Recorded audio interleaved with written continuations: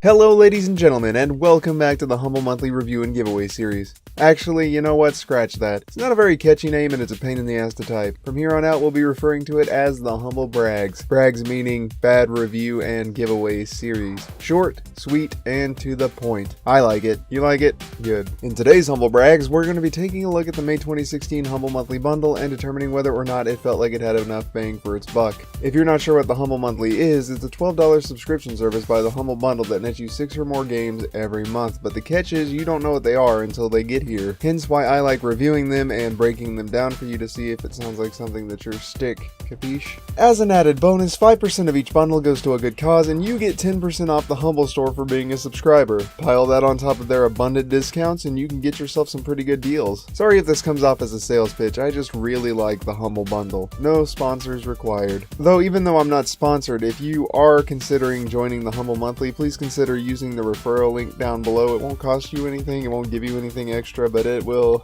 help me out a little bit. Speaking of things that I like but I'm also not endorsed by, the charity for this month was the Wikimedia Foundation. Pretty sure if you've ever had to write a paper, you're familiar with their most favorite product, Wikipedia. The free encyclopedia in which everyone gets together and throws knowledge eggs into one basket. 10 quick and easy paragraphs on how Shakespeare was a genius, professors hate him. If you're a fan of free information accessible to anyone with an internet connection and have the means and desire to help them out, be sure to check out the link to the charity in the description below. Every bundle is worth 60 cents, so even $1 would help more than buying the bundle outright. But enough about charities, let's break down some bundles. The games that made an appearance in this month's bundle are the post-apocalyptic road rage epic Mad Max, the logically riddled factory construction puzzler Infinifactory, the King of the Hill struggle with frenemies Crawl, the physics-heavy roguelite with spaceships Galak-Z The Void, the multi-directional pixel-perfect platformer Jump Jet Rex, the horrific nightmare-fueled head trip Fran Bow, the puzzling platformer with personality Oddworld New and Tasty, and the blast from the past 1993's Space Machine. As always, we'll start out with prices. There were 8 games this month, so at $12 for the lot of them, that comes to roughly $1.50 a pop. To find out exactly how much that saves us, we'll compare it to the prices they normally are in the stores, which totals to $158.92. That's a whopping $146.92 in savings. Of course, most of us wait for the sales anyway, but even if you had done that, you would have paid $51.52, which is still $39.52 more than it would have cost to buy the bundle. However, personally, I feel that some of those games were a little overpriced and it only felt like $120 worth of games. But that's still $108 that I saved, so as per usual, we can't really complain there. But the real question is, how good were the games? Well, on their merits alone, the games averaged a 7.69, which is comparable to a B. It's not the greatest possible score, but it's definitely not the lowest that we've seen. But if we look a little more accurately at that, only 3 scored lower than the average, and of those, 1 only barely fell below that for debatable reasons. The other 2 were ruined by their inconsistent controls and general laborious air. Overall, the titles were relatively strong in their own rights, and the bundle would have scored a lot higher without the dead weight.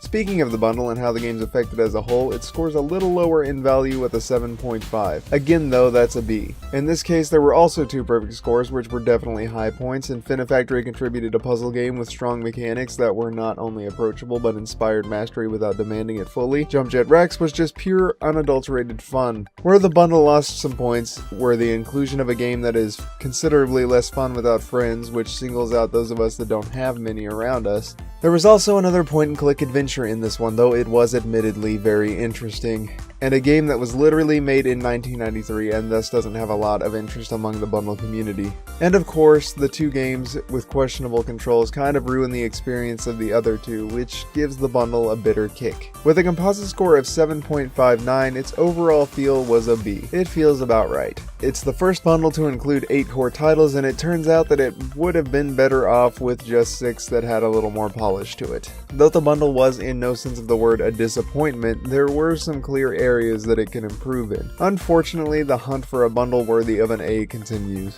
But hey, before we go writing things off entirely, it is worth mentioning that they gave us a pretty nifty little Humble original this month. If you enjoy retro gaming with a Metroidvania feel, then you might just take a liking to Gunmetal Arcadia Zero. It's crafted with pixels, Bundles offers a tangible difficulty but remains completely charming and nostalgic. And best of all, they actually have this one on the Steam store, which means that you can get it even if you're not a subscriber. Personally, I think this actually did quite a bit to improve the bundle's image. It's a pretty solid game, but that's for you to decide. The games up for this month's giveaway are Crawl and one other game of your choosing. You get Crawl if you win no matter what, but besides Crawl, you also get to choose between one of the other 7, or a second copy of Crawl if you really want to give it to a friend.